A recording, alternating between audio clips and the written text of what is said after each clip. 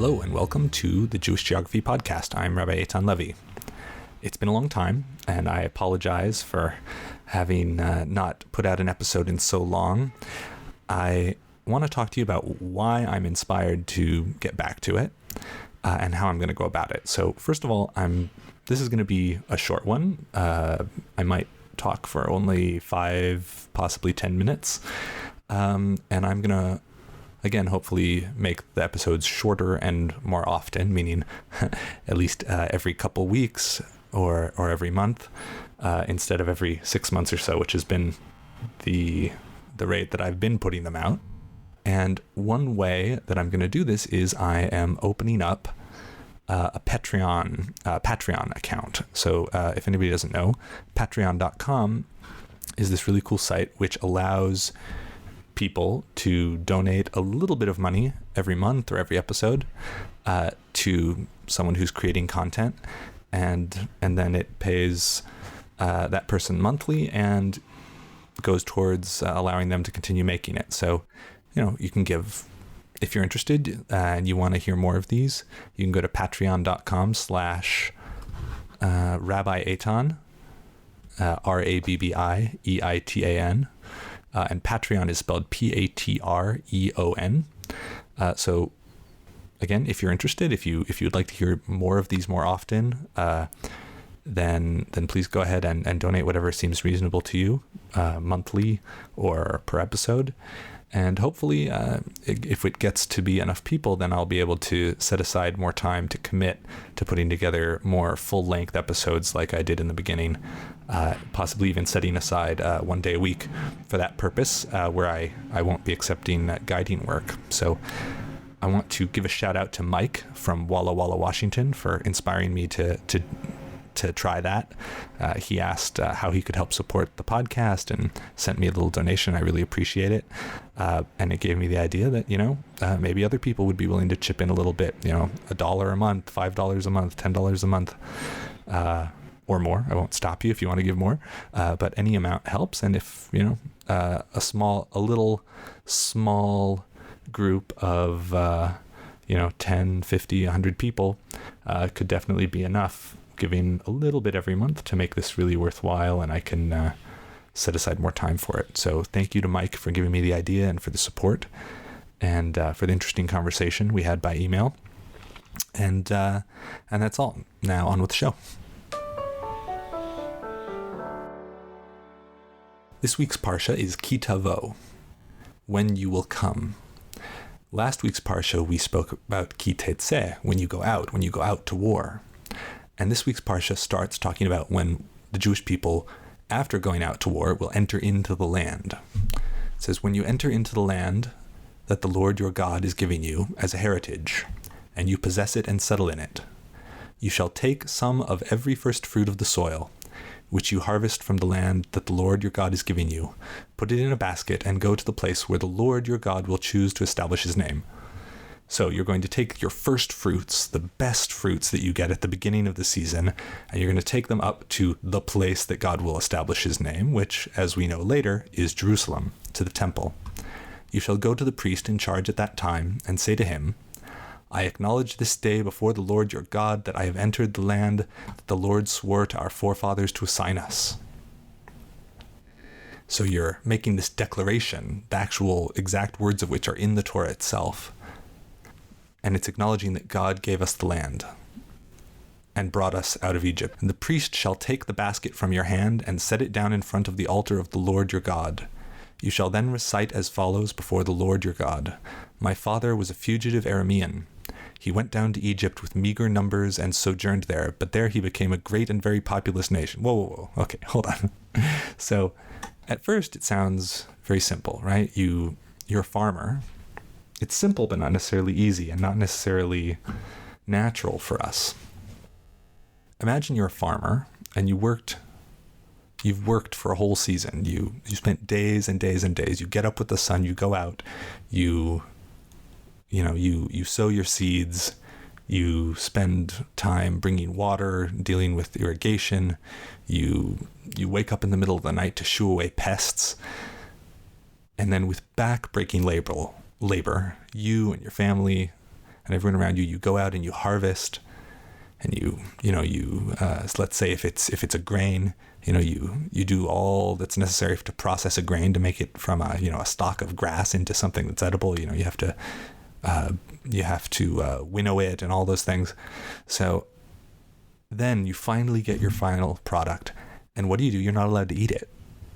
At least the first part of it. The first part of it you have to go and dedicate to God. At least you're not allowed to eat it yet.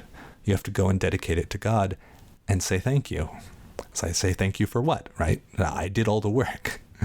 So this mitzvah of bringing bikurim, the first fruits, it helps us to remember that everything is from God. That not by the strength of our own hands do we accomplish anything, but only through the grace of God. We control the output. We control the effort that we put in. But the farmer, no matter how hard he works, has no control over what's going to grow and what's not, ultimately. Ultimately, if Hashem wants there to be a blight on the crops, there will be a blight. Ultimately, if you have this big deal going through, it doesn't matter necessarily how much work you put in. You have to put the work in. You have to do it. And you have to do your part. But ultimately, if God decides that that's not what's coming to you right now, it'll fall through for some reason. Something will not work. The circumstances in which we operate are under God's control. We are only in control of our own actions.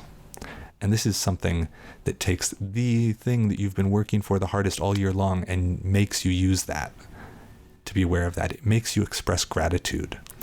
And I often tell people, when I was becoming more observant in college, one of the first things that really called out to me, really spoke to me about more observant Judaism was blessings.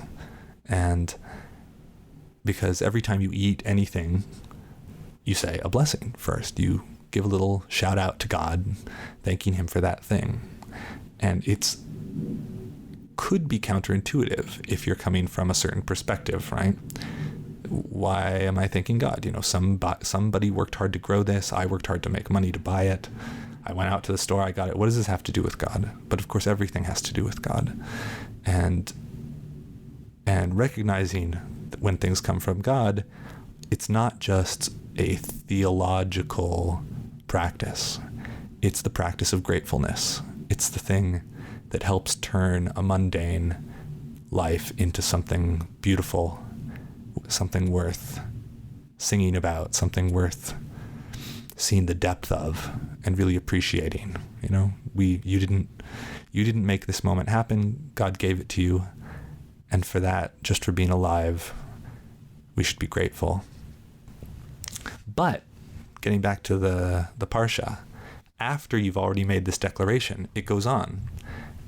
The declaration that I did all this work, I brought this food from the Lord, from the land that the Lord swore to our fathers. God gave us the land, that's great. And then you go into this whole thing. My father was a fugitive Aramean. He went down to Egypt with meager numbers and sojourned there, but there he became a great nation, very populous.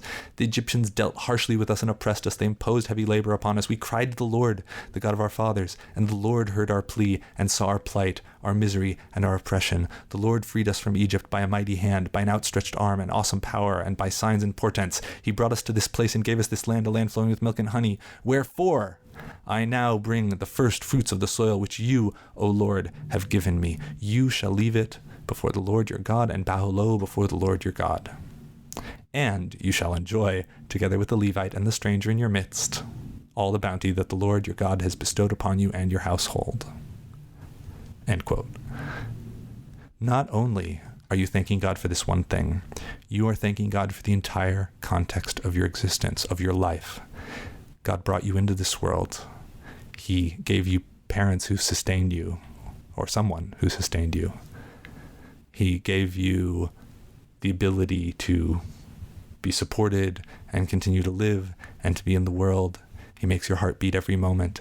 He gave you all the influences, all the education, everything that makes you who you are. He allows you to be in the world. And in this case, in the Torah, we're seeing an example of this. They go all the way back. It's not enough to just thank God for the food. Rub-a-dub-dub, thanks for the grub, yay, God, right? Not enough. We're going all the way back. Thank you, God, for giving me life, that I woke up this morning, that I saw the sky, that I saw the sun rising, that I heard the birds chirping, that I was able to give my children a hug and send them off to a school, beautiful thing, where people are educating them and teaching them, that I have a wife that loves me, that I have a cupboard full of food, I have running water, I have all the things I need. Thank you. And all of that so that I can go out and I can do the things I need to make the money to buy this food that I'm about to eat. Thank you for the entire context, everything, not just this one bite that I'm about to take. And when you live in that kind of mindset, when you live with that kind of gratefulness, it turns everything around. It turns hardship into opportunity. It turns, a meanness of spirit around into kindness. At least it can help engender those things. So that's all I have to say this week for this week's parsha of Ki Tavo. That's about the mitzvah, the commandment of bikurim, of first fruits. And I was reading the translation from Sefaria, which is sefaria.org, on Deuteronomy chapter 26 is where that starts. So if you want to go read that, I highly recommend it. We should try to stick with the parsha every week when we can. And thanks for listening. If you enjoyed it, please go ahead and let me know. Feel free to write to me, eitan@rabbieitan.com. If you want to support the show financially and help me get it out more often, you can go to patreon.com/rabbieitan. EITAN is how you spell Eitan. And hopefully I'll be back with you again soon. God bless.